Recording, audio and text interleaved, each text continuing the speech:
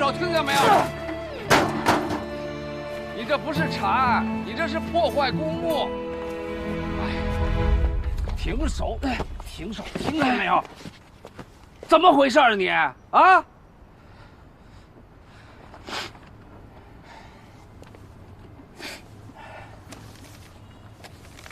记下来了啊，还是咱俩一起搭班。这个案子5年前咱们能破一次，5年后照样可以破第2次。可是徐家父女不会回来了。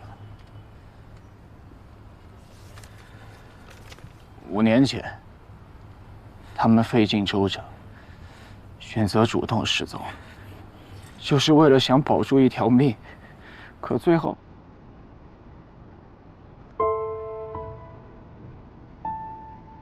如果当年我不急着下定论，继续查下去，他们或许就不会死。哎，你别瞎想了好不好？查案不能只靠如果，当务之急是把凶手给揪出来。就算找到了凶手，他们也活不过来了。冉方旭，清醒一点好不好？现在能确认是徐志宏死了，徐某是死是活我们不知道，抓紧时间查，说不准他还活着呢。不会了，不会了。我研究过那么多失踪案，徐某不会活着的。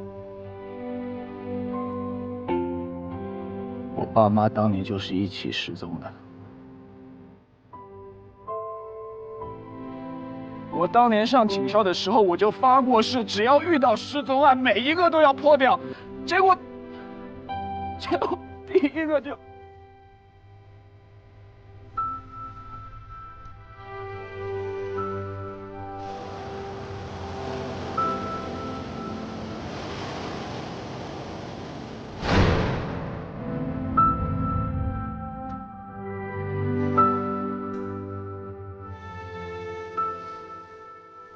我对不起徐家父女，也对不起我爸妈。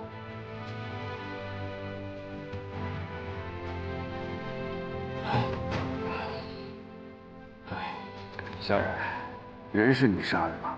啊，不是你杀的就别在这浪费时间、浪费眼泪，抓紧时间把凶手绳之以法，就是对得起他们，也对得起你自己发过的誓。徐志宏死了5年了，5年前我们就没有查到线索，现在案子要怎么查？凶手怎么抓？这个案子破不了。说什么？老子100年都不求一次领导，辛辛苦苦把这个街道给要下来了，你他妈跪坐在这里，你告诉我你破不了案？怪我。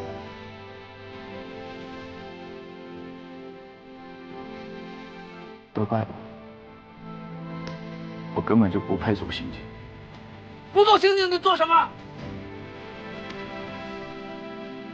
回北京当小书匠。别在这放屁！走，给我插下去！走啊！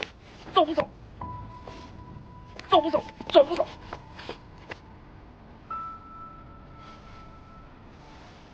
不去是不是？行。你不查是不是？不查，老子自己去查。一点男人样都没有。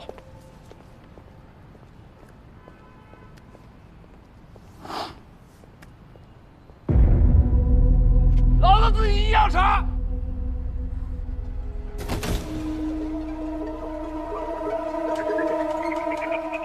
小何。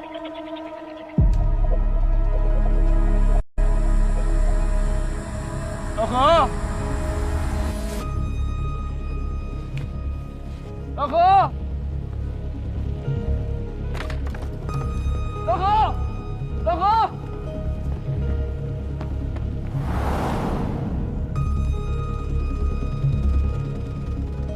小何，小何，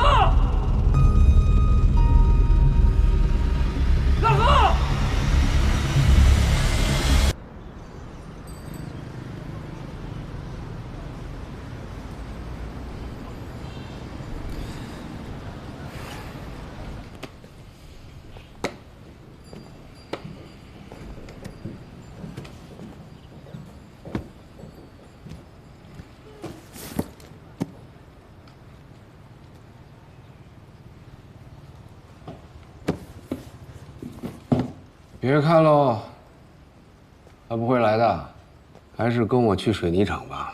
你再等等，他电话里跟物业说了，会亲自来的。对付宋青松这种老狐狸啊，还是嫩。就这一兜子东西，对他来说屁都不是。他凭啥来？万一他是心虚呢？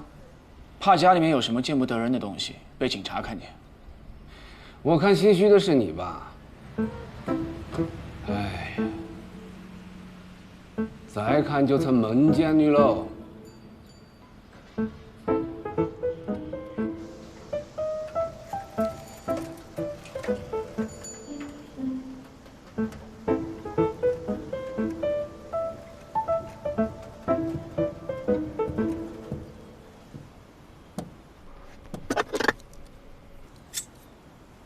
你咋的？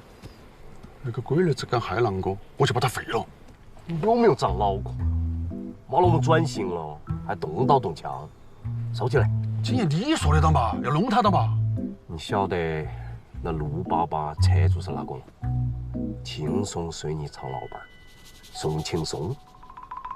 你有几条命惹得起？那狼哥的仇不报了啊？报仇也要先搞清楚状况。那宋青松咋个会跟满狼扯上关系呢？好嘛，有他。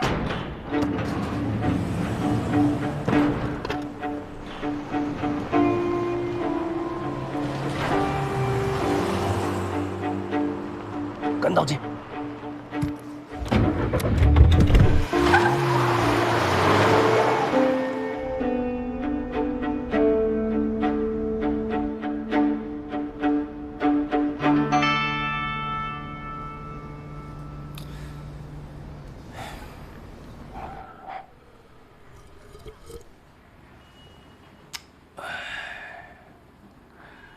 这宋青松的话要是能信啊，全喂羊的母猪啊都能爬树。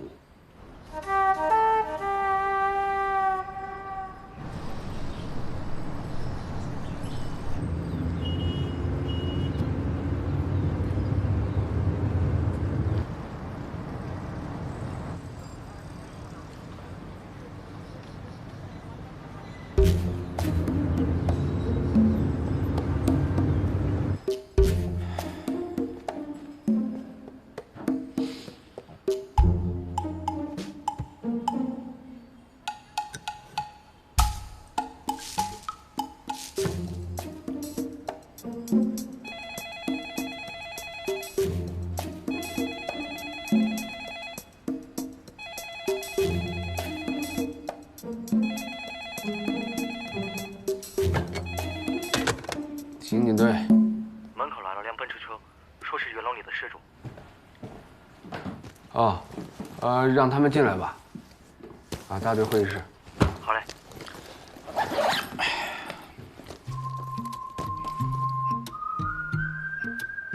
走吧，去看母猪爬树。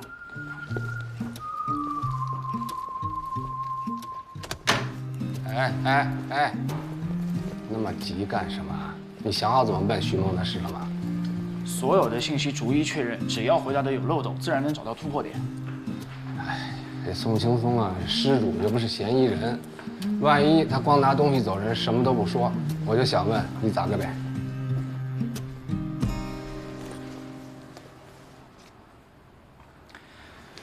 那你有什么策略？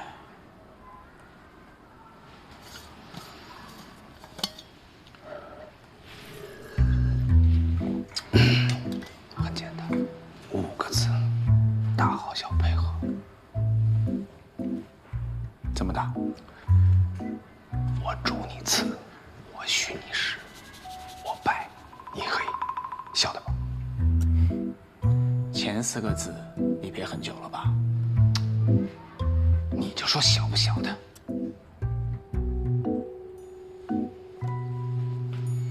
摆点心情。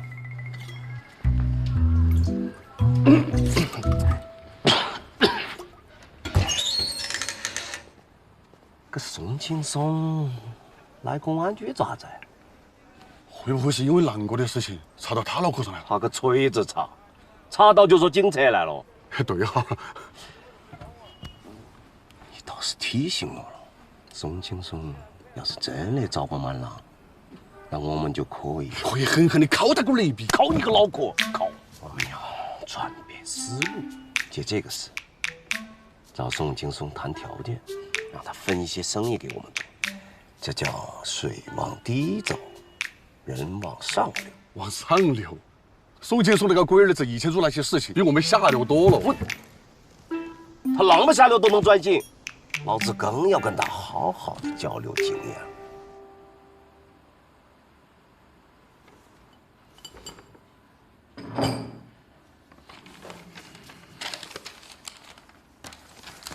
身份证、介绍信没有问题。这个茶太难喝了。等等，赃物需要事主本人来拿，给宋青松去个电话，让他自己过来吧。警察同志，我已经说得很清楚了，房子是我姐夫的，可是最近是我在住，所以说保险箱的东西都是我的。好，那就一样对。啥意思啊？早干啥子去了呢？哎，按照流程，必须当面印证物品确实是你的，才能带走。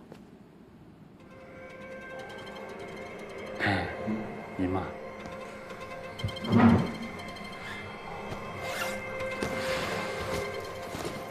什么牌子的酒？有几瓶？茅台53度飞天4瓶，烟呢？中华4条，中华4条，玉溪2条，玉溪2条，翻盖花玉溪。皮带呢？皮带2条，1块金劳，3个金戒指，5个金项链，2个打火机，3捆现金都拿出来嘛。现金是多少？100的3捆，1捆1万，那就是3万。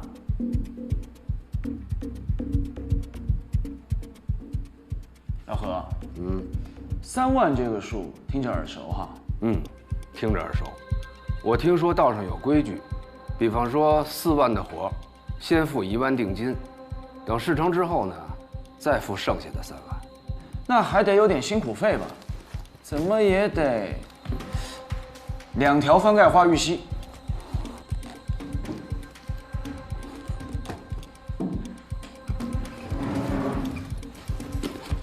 继续摆摆。几点了啊？东西看好了吗？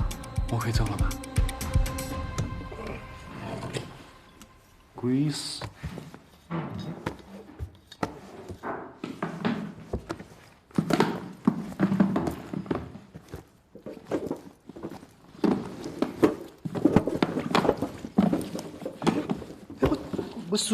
我听到了，起来，公文包呢？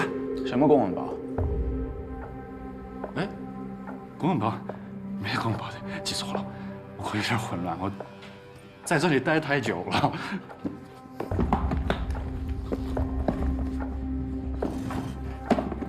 是宋青松的公文包吧？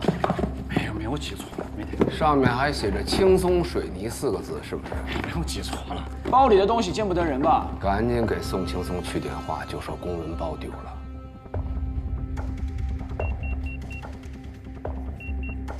拿上东西，滚到大辉坊来。我还有工作，现在可以了吗？我可以走了吗？你确定就是这些东西吗？还有没有什么表啊、现金呐？我确定，就这些。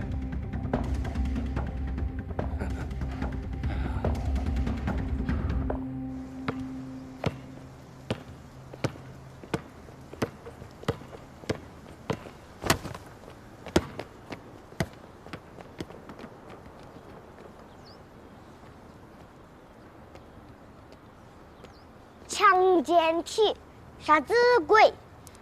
诛九级，那啥子鬼？强奸体魄，铸就警魂。魂魄你不认得？啥子是魂魄？这2个字看起来鬼里鬼气的。魂魄有2个意思，一个意思是鬼，还有一个意思是精气神儿，晓得不？晓得了，我就很有魂魄。你是哪个家的娃儿啊？我老汉叫何远航。哦，借调来的何警官啊，我听说过。姐姐，我想上厕所，你晓得在哪儿不？晓得，我带你去。走。哎，小何，鞋带开了，要系上啊。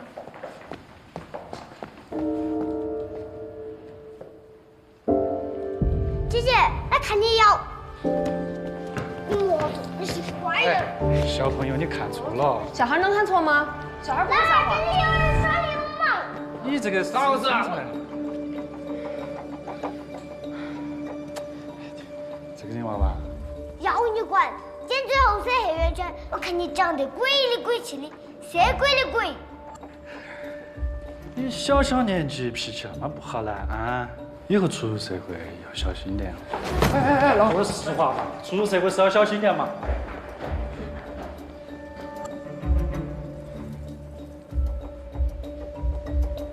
老何，刚才提到公文包的时候，他眼睛是往右；提到现金，眼睛又往左，说明记错公文包是在撒谎，但3万现金是在回忆。买凶的人很可能就是他。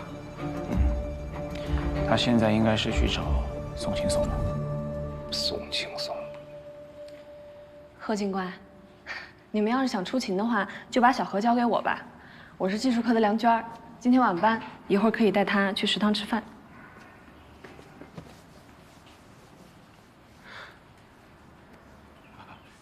那就麻烦梁警官了啊！不麻烦。瑶儿，老汉等下回来接你，要听娘娘的话啊。要的。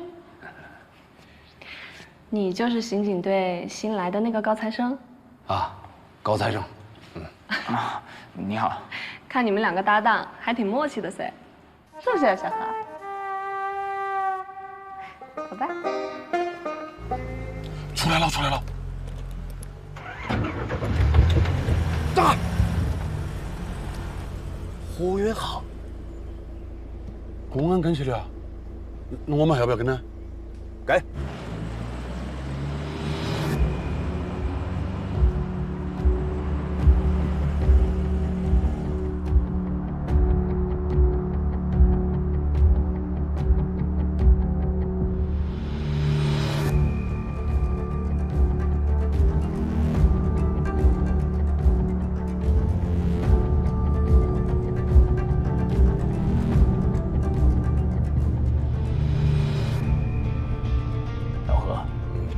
光凭玉溪烟和吴山龙的2个眼神，当不了线索。我们就算跟着他找到了宋青松，也要提前想好怎么办。怎么办？先诓到队里再办。哎，怎么，你一个高材生也知道有事情跟我商量了啊？我发现你的手段有时候挺管用的。这还剩3天时间，不上手段能行吗？这失踪案看着小，越查越乱，跟转迷宫似的。迷宫？我倒是有一个破解迷宫的理论，叫特雷莫算法。莫开枪，我捞寇云。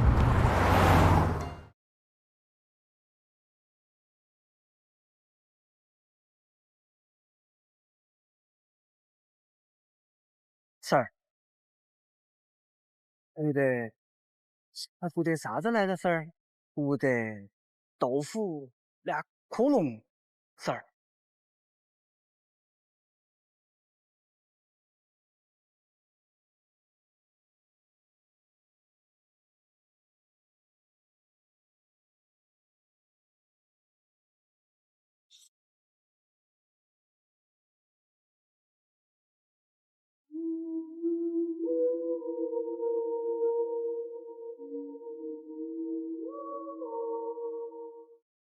哎，那点不能停车哈，那点不能停车，错噻，不能停车哈。哎，人哪儿去了？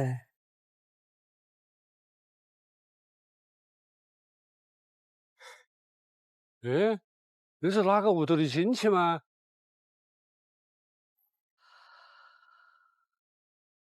你们看，那个男的咋个穿个黑袍子？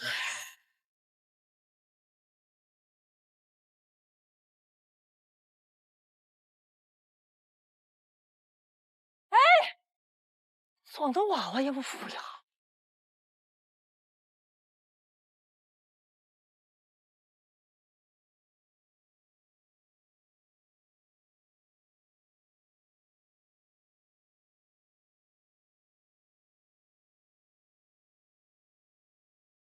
强哥，强哥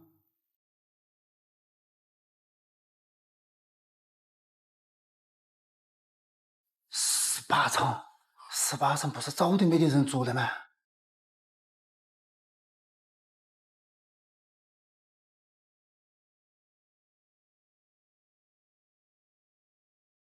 强哥，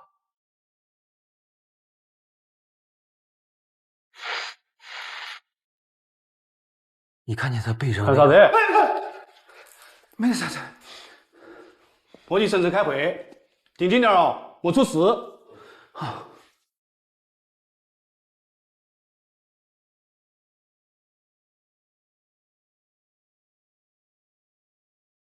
保洁说少了18楼。18楼在烧黄以前都闹鬼哟。18楼不是偷看记录簿被烧掉的。人到哪去了？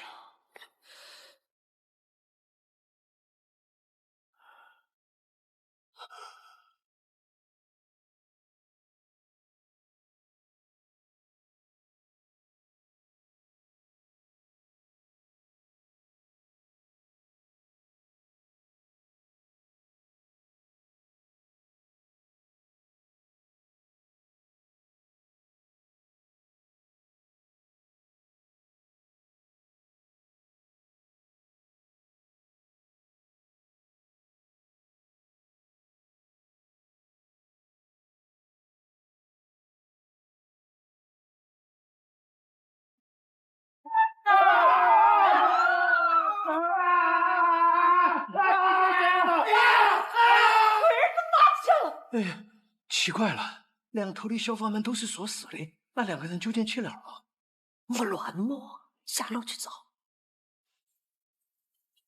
啥事了，老王？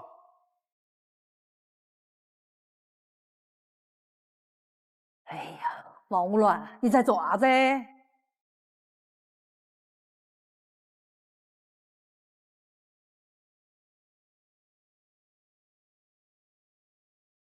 啷个那点儿还有2个脚印嘞？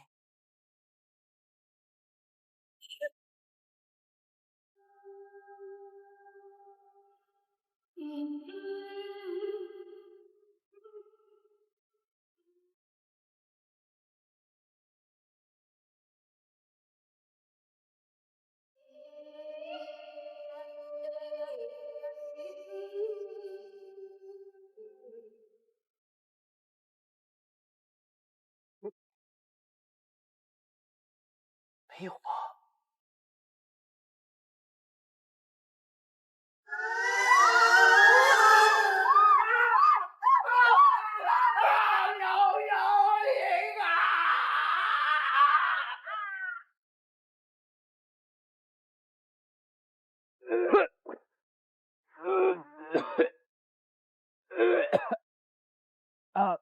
还没上班就先吐为敬啊！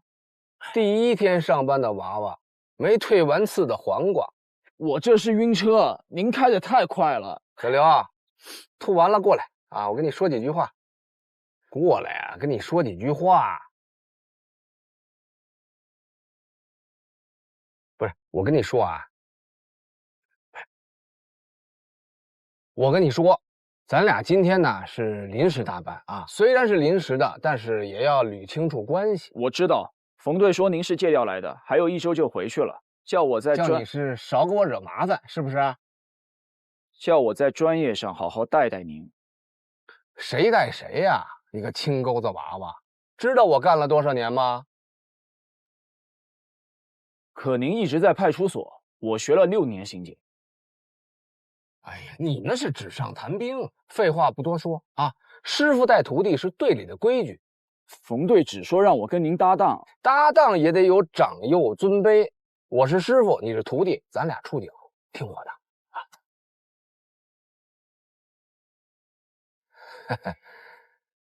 那您说今天怎么查？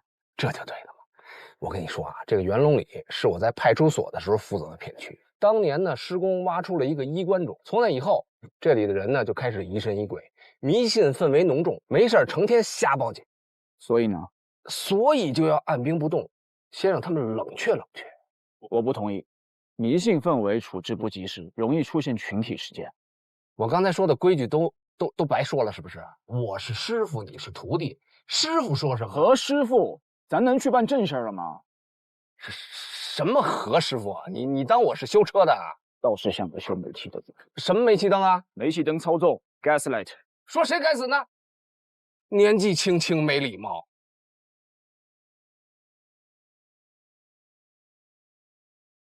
就在刚刚，元龙里出了个大事，晓得啥大事？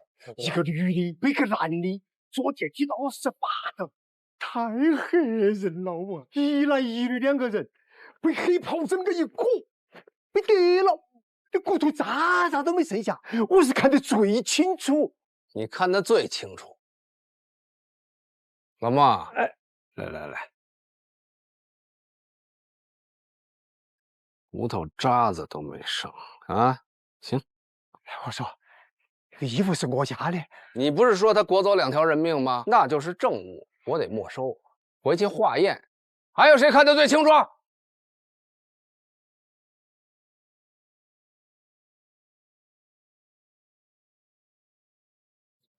风吹草动就报警，炸糊多少回了？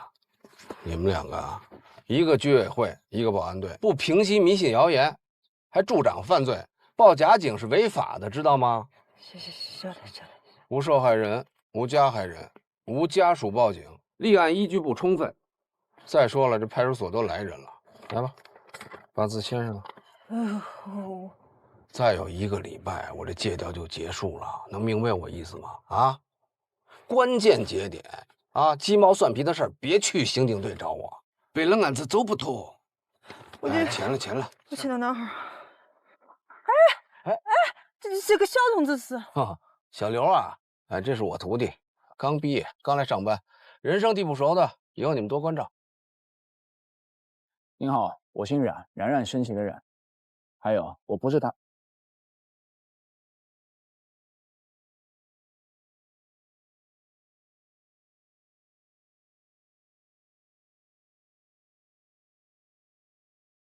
你好，你是李铁林，是不是你一回头就看到那个女人和老头不见了？是噻，那个女的穿个白裙子蓝皮鞋，哎，一下就没得了。想知道他们怎么消失的吗？你把赶3轮的过程再演一遍，演完回头看我。晓得。哎，那点不得停车，走噻！主要是你放手。真的我，哎，没得了，不是没得了。这儿呢。都以为进门必走大路，他们却贴墙根，避开了视线。这就叫心理盲区。你们看着我再走一遍啊！哎，这把戏都给戳穿了，还在这瞎折腾什么呢？这叫沉浸式体验。国外探案案例都有说，把自己想象成别人，还原其行为动作。什么体验？泡水体验？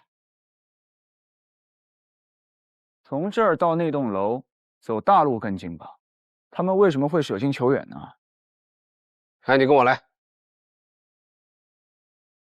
哎，不是，我们去哪儿啊？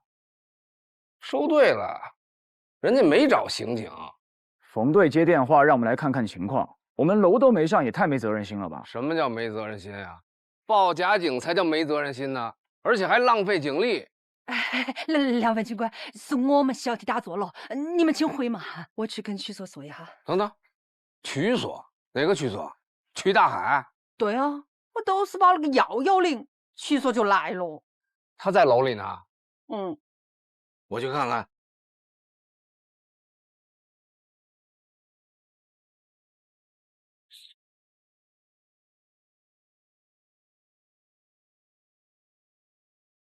那个女的背着那个老头，就站在这里一动不动的，还把孩子拖了。除了拖鞋还干什么？还干了这个。哎，啊，有法子，有法子，有法子。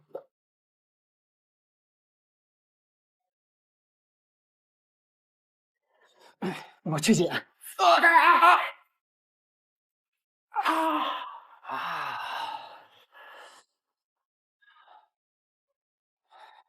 毛毛躁躁，快点！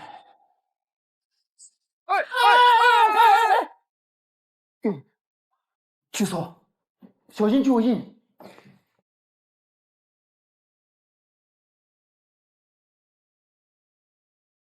哼，什么玩意儿？韩小航，你个龟儿子啷个来了嘞？哎，小韩，收活，瞎忙活什么呢？收队。我让你们收了吗？干活。这踩得乱七八糟的，这是勘察现场啊，还是破坏现场啊？嘿，谁说我在勘察现场？我在找人。干活。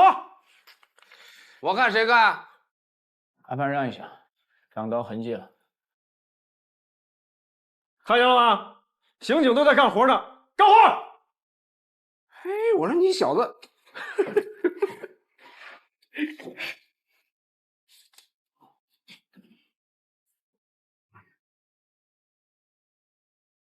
哎，这小子挺有意思，叫什么？我徒弟冉方旭，公安大的高材生。公安大？嗯。你徒弟？不是我徒弟，我能给带这儿来吗？羡慕吧？想不想去刑警队？要不我替你跟冯队说说去，公安大这徒弟也归你，安不安逸？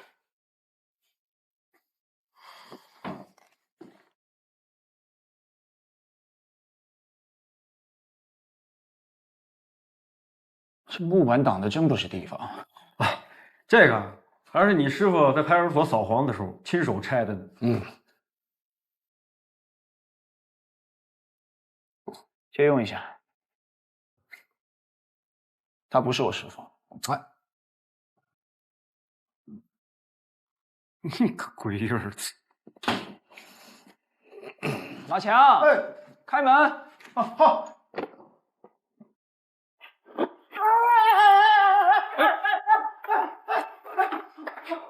不好意思，漏了个气。这干什么？这是？这都不懂，这叫泡水体验，对吧？这叫沉浸式体验。这门框上有个钉子，门沿的灰也被蹭掉了。目前判断，黑风衣是被人有意挂上去的。悬挂的距离刚好开门时能够罩住一个成年人。恶作剧啊！但有个疑点，脚印到这儿就消失了，并没有来回的脚印。那边都让曲大海他们踩成鸡汤了，还怎么查脚印？尘灰有厚度，新脚印、旧脚印也是有空隙的。还是方旭同志有责任心，查得清，问得勤。哎，不像某些人啊，脑壳装豆花，一板一花。你才是脑壳装豆花。那去，哎，底盘这么不稳，怎么当刑警啊？37码的脚步，背个老头能从小区外走这么远，这个女人体力还不错。哎，这也就是你们公安大基础课程吧？基础课不教生活常识。你小子！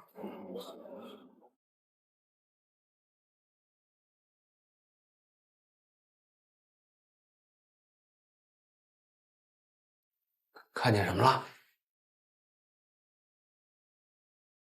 哎呀，4个烟头，从新鲜程度来看，吸烟的时间在2个小时之内。从燃烧痕迹看，吸烟的人情绪急躁，有的抽了几口就扔下去了。知道是什么牌子的烟吗？多少钱一包？翻盖华宇西，老板标配，20块一包。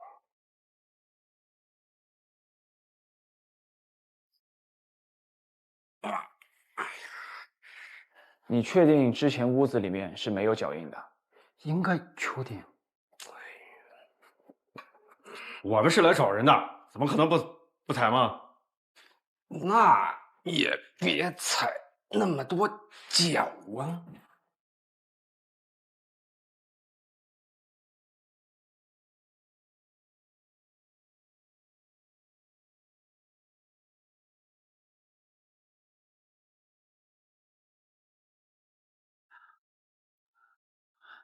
何总，局长，别着急，慢慢说。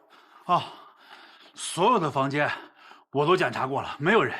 监控录像我也看了，也没回电梯啊。这2个大活人，那不可能凭空就消失了，他得有个去处啊。楼梯的两边门外也都是锁着呀，还能去哪儿？听起来像个广义密室，3条通道，楼道门上锁，电梯又在监控之下。对嘛？要是不诡异，我就不给冯队打电话了。哎，我看你们刑警队趁早立案吧。啊，立什么案？立个屁案！我告诉你们怎么回事吧。门关着呢，外边锁着呢，开不开？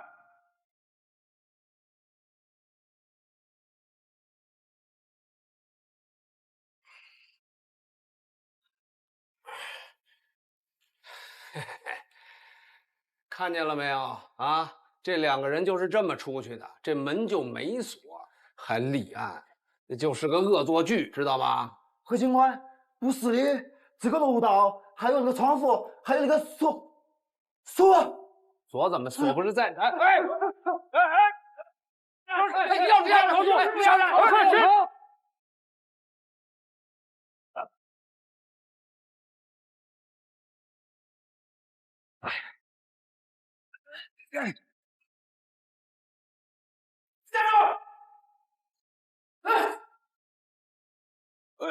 等一下，大爷，我有急事儿，您下一趟吧，不好意思啊。当着警察面出错，太他妈猖獗了！给我站住！站住！哎，你手回去！哎！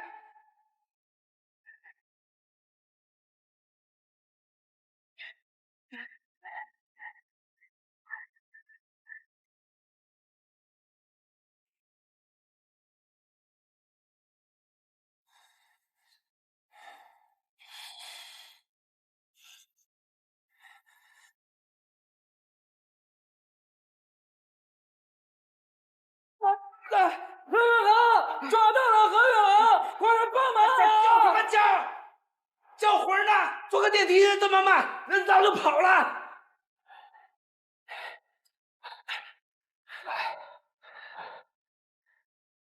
小心点嘛！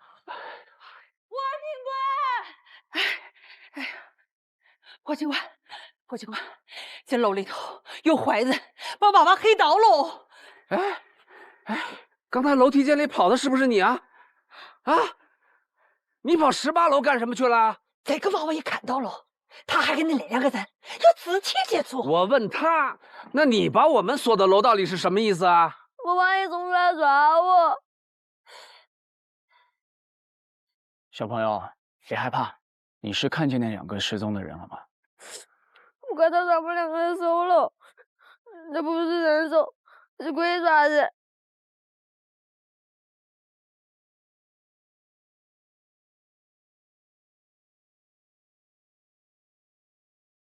鬼爪子？是不是又是你跟他说的鬼爪子呀？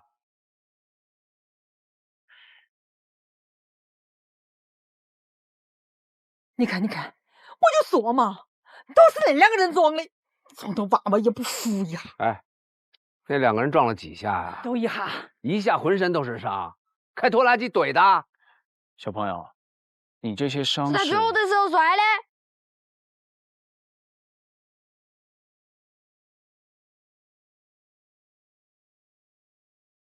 何警官，你听我说，锁是我们检查的时候挂上去的。我不管谁挂上去，我就问他是不是没锁上。是没锁上。啊，那没锁上，那2个人是不是从那门就可以走出去啊？好像是哦。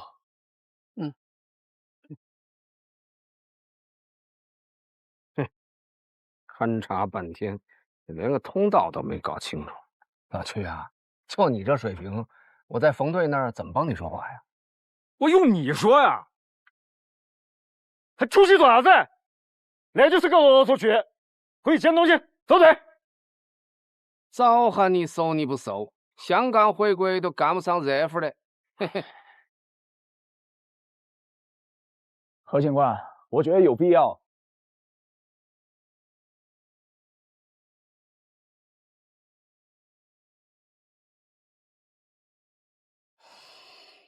说吧，你觉得有什么必要？马强说西侧走廊根本没有任何脚印，他们还说这衣服裹走2个大活人呢，一天到晚造谣生事，他们这话能信啊？你别急，听我把话说完，你就直说，你到底想怎么着？我就是想把这个案子搞清楚。听好啊，第一，这不是个案子；第二，你要想继续查，我劝你换个搭档，不要耽误你回去当副所长。我知道，一开始就没看错你，全程搞你气的。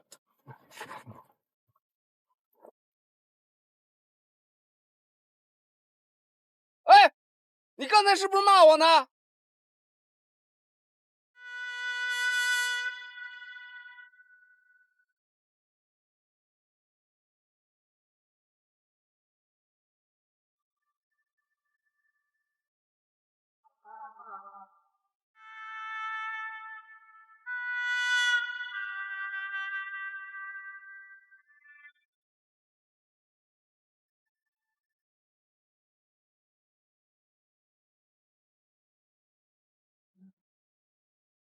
最大限度的激发。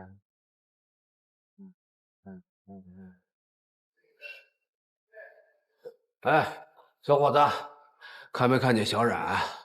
小冉？什么小冉？冉冉升起的冉啊！你新来的吧？涵涵，吵啥子吵嘛？没看都在工作吗？我在找小冉。杨龙里又有状况，干你的活去，别一天到晚净想着给我裹乱。那冉方旭在档案室猫着呢，你好好劝劝他啊。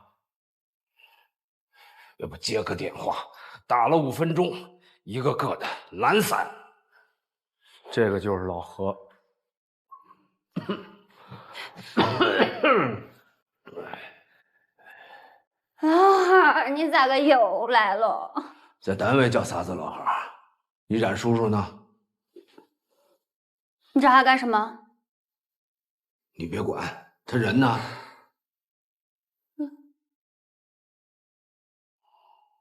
哦，吃了睡，睡了吃，一点精神头都没有。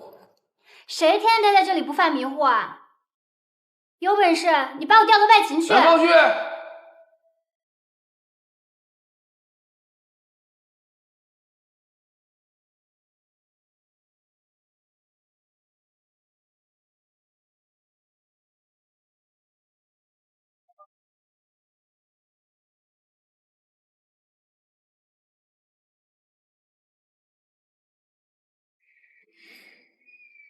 冉方旭，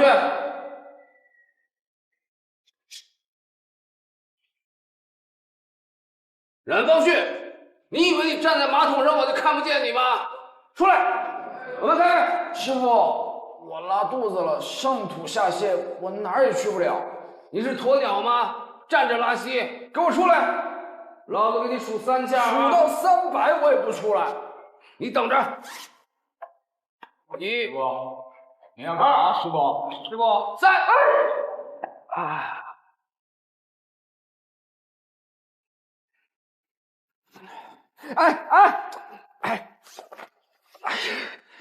师傅，刚写好的教案。嘿，你那些啊，都是纸上谈兵的废话啊！我呢，有个事关乎我的名声。您啥名声？路上说。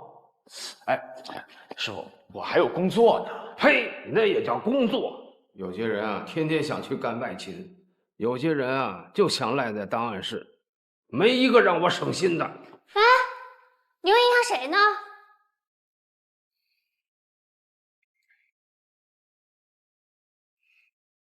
师傅，咱能开慢点吗？慢点儿。想当年咱俩头一次出警的时候，我油门踩快了一点儿，你就吓得屁滚尿流。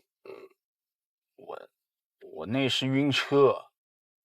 再说了，您开快车也不是赶着查案的呀。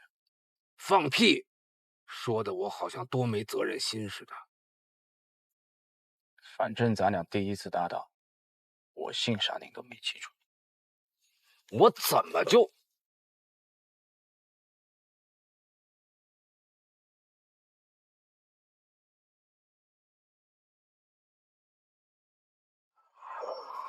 好了，就到这儿了。那个地方我不敢开过去，邪得很。雨晴，哎，好，下车。您没告诉我来元龙里啊？废话，我要是告诉你，你还来吗？赶紧下车。我就回来出个差，再待1周就回去了。你再有7天就回北京了？您不会是想带我来查案吧？哎，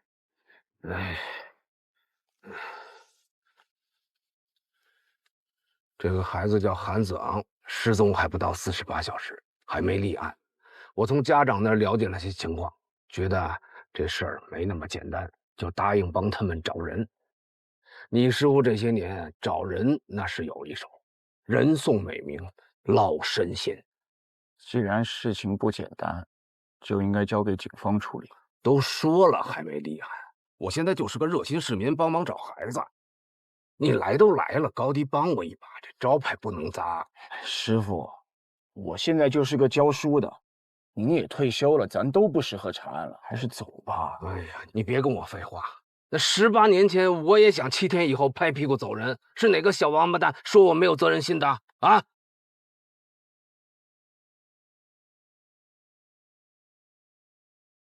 对不起，师傅，当年是我连累您了。哎，你没有错啊，谁都没错啊。要说错呢，那都怪你当年跟我没搞好关系。哎，我怎么没跟您搞好关系了？我叫师傅叫的那么亲。我呸！你别给我浪费时间啊！下车。慢点儿，慢点儿。你小子口口声声说不来元龙里，怎么进了小区跑得比贼还快啊？还不是您又搞煤气灯？哎，不上网吧？现在不兴叫煤气灯了，叫洗脑。走吧。哎呀，歇下儿嘛，歇不得，这个地方不能久待。这个楼啊叫魔楼，每隔一段时间要带走一个人的。有那个警察都洗不在这个地方了的。是嘛？有个警察还是管这一片的，叫何啥子的。是的时候，那么粗根红衣枪，直接把身体剁穿了的。尸体挂在那个墙上，死得惨得很。哎呀，快点，快点！我看你们俩才挂着死相。大爷，我又没说你，你吼我爪子呢？哎，师傅，哎，你别拉着我倒是要问问我是怎么挂在墙上的啊！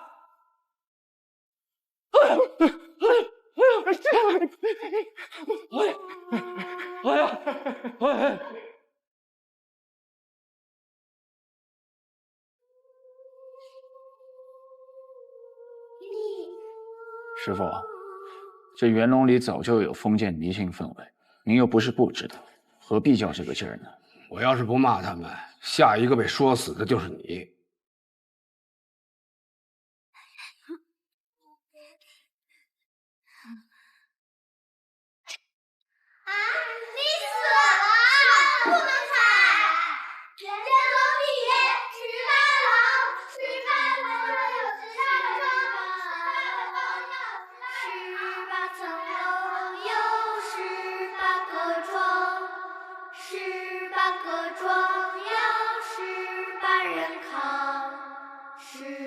这歌谣现在还唱吗？要不是当年你坚持把这案子查下去，这所谓的魔楼不定收多少颗人头呢。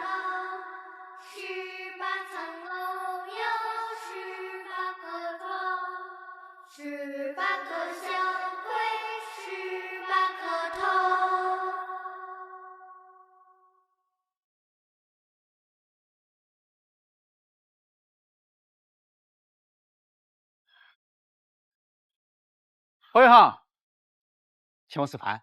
凭啥子？你不是要查案子吧？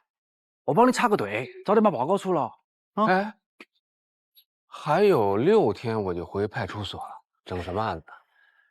证据都送来鉴定了噻，两枚指纹，4个烟头，1件风衣，还有一盒录像带，留的是你的名字。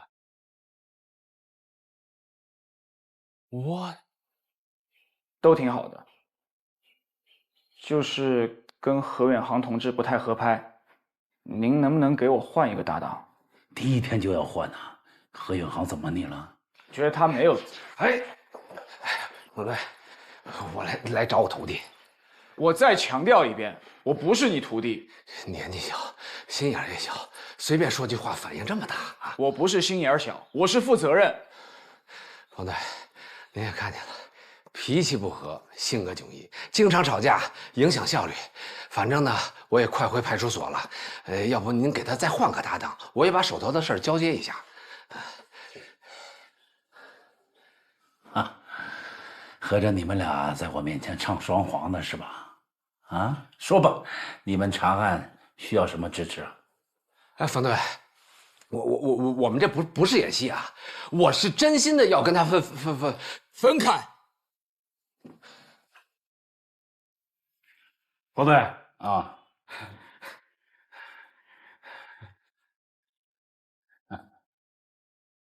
冯队，元龙里那个丢人的案子，有群众过来反映一些情况。反映什么？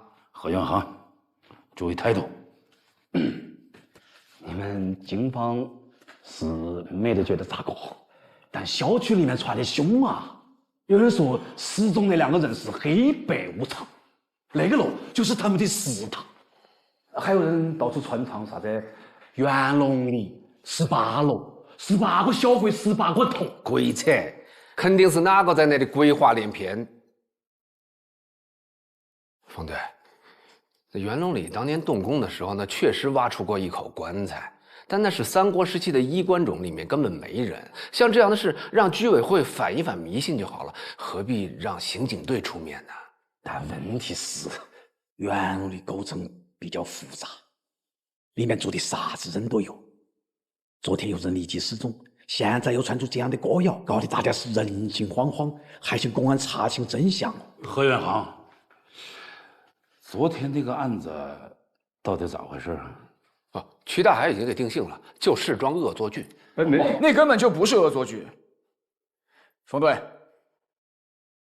我昨晚走访了目击者，证实了3件事情：第一，走廊深处根本没发现脚印；第二，那把锁是保安挂上的；第三，楼道门的玻璃是梁老伯打碎的。所以，何警官昨天说的离场路径根本就不存在。那2个人的消失依旧是个谜。说得好，方旭同志说的对，领导说的对，小问题不重视，往往会发展成大问题的。人言可悲噻。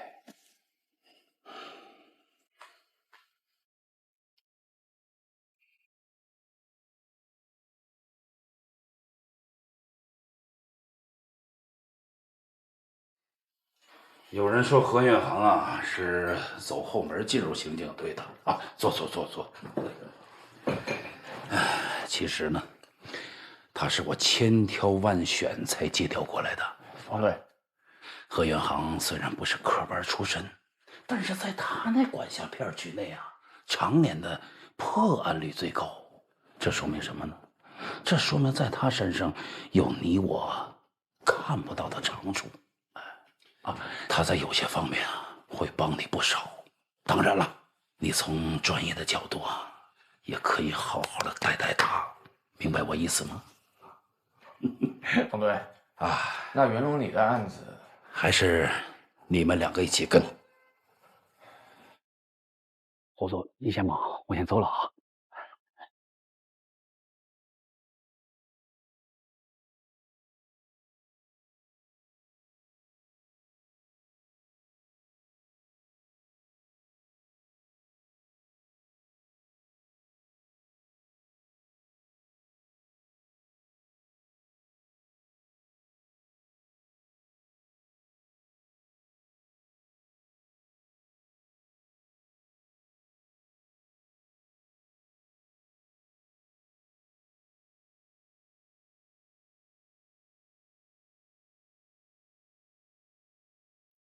停，往前倒一点。这儿。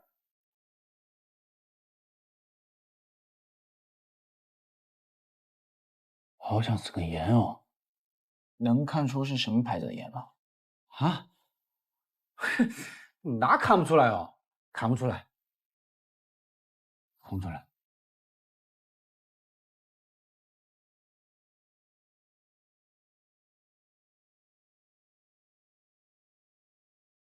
这应该是贴膏药留下的痕迹。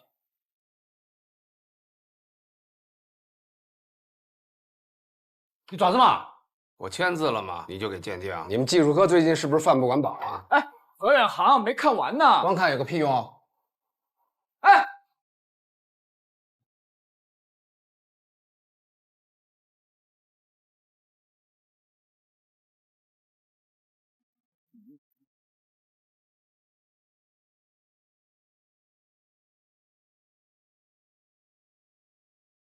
这个号码是你的啊？要不留你的？我没有户籍，你为什么不留刑警队的？还是那……何警官，我觉得我们应该先分析那两个人消失的动机。动机很清楚啊，就是恶作剧。那你解释一下，为什么那个女孩一进电梯就脱鞋？为什么脱了鞋要叼在嘴里面？为什么老人在出电梯前按下了所有按键？就是个恶作剧，明白吗？那他们为什么能从密闭的空间消失？为什么？为什么？为什么？你是10万个为什么吗？我觉得当务之急是去袁龙里查清楚消失路径。这就是脱裤子放屁！你找着人了，什么路径就都出来了。哎，听指挥，找着这俩人，你的为什么，他们自然会回答你啊。我凭什么听你指挥？行啊。哎。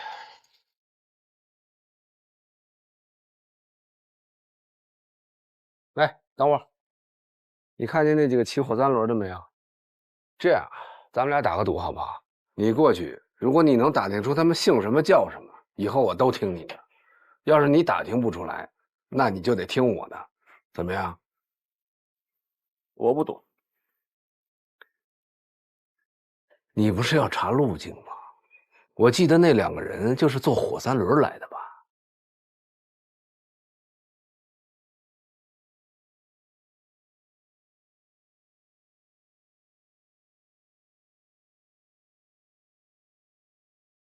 老板去哪里？老板去哪里？好，各位司机师傅，你们好，我是南山分局刑警队的，想跟你们了解一下。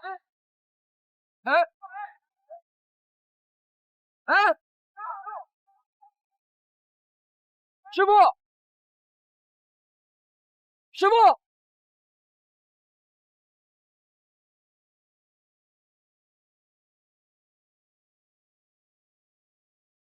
明白为什么不留警局的电话了吗？穿得跟钦差下乡似的，皮鞋西裤方便抓人吗？不接地气，还满口官话，连个骑火三轮的名字都打听不出来，还舔着脸要在这查案。哎，何警官，我大学期间研究中外各种典型失踪案，尤其是失踪人员的行为心理，我判断袁龙里这一起绝不是恶作剧那么简单。哦。那魏阳市渭南街道的失踪案查过吗？没有。知道为什么没有吗？我调到魏阳22年，在我管辖的地区，别说2条腿的人了，就是4条腿的阿猫阿狗，只要有人报失踪，我闭着眼就能找出来，用不着研究什么古今中外的失踪案。但是你贴寻人启事等电话的办法未免太被动了吧？你的主动是给别人添麻烦。我给谁添麻烦了？你把证物送到技术科，为什么要留我的名字？我昨天刚来报道，人家还不认我的签名。下车，自己坐车回警局，把有我名字那些送检单都给我撤回来。你送我去趟袁龙里，我再查一遍现场。我欠你的。下车！单位的车我凭什么下去啊？单位的车，这是我私人的车，油钱都是我自己掏的，这些也是我自己花钱印的。你以为只有你有职业精神，我也有。